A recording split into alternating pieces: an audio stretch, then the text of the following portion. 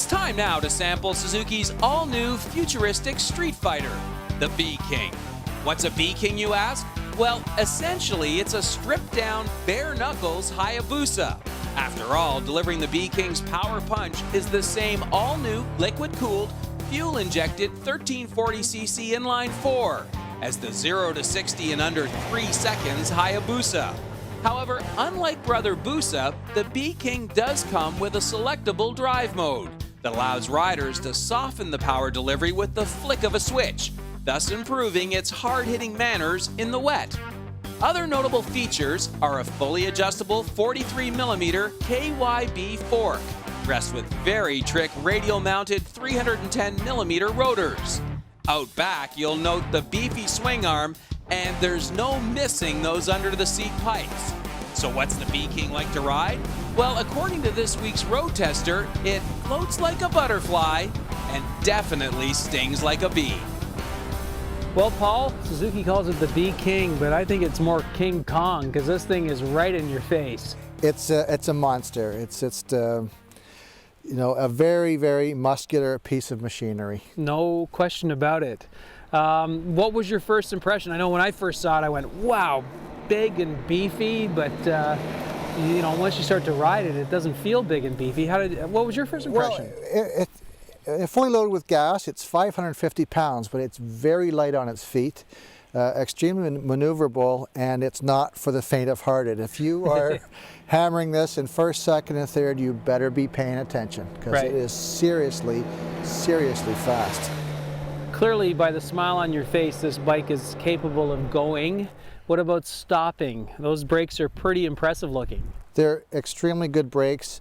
You have a really good feel, a really good sensitivity. You don't need much pressure to haul the bike down in a hurry, which you have to be able to do with this thing.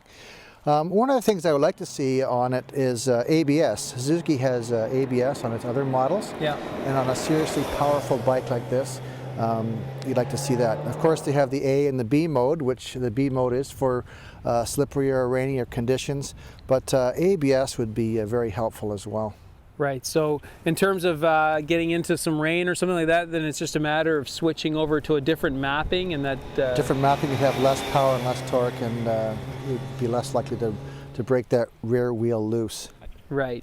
What about the riding position, the bars? I mean, those are really nice wide bars, but how did you find the whole, you know, riding position? Well, you know, as you see, it has a steering dampener as well, and the riding position is you know, in the combination of your pegs and your seat, and you're leaning just slightly forward, it's a very, very comfortable position. It's actually my favorite position. We call it, I guess we call it sit up and beg. Yeah, sure. And but that is a very safe position. You can see around, you can check your blind spot very easily.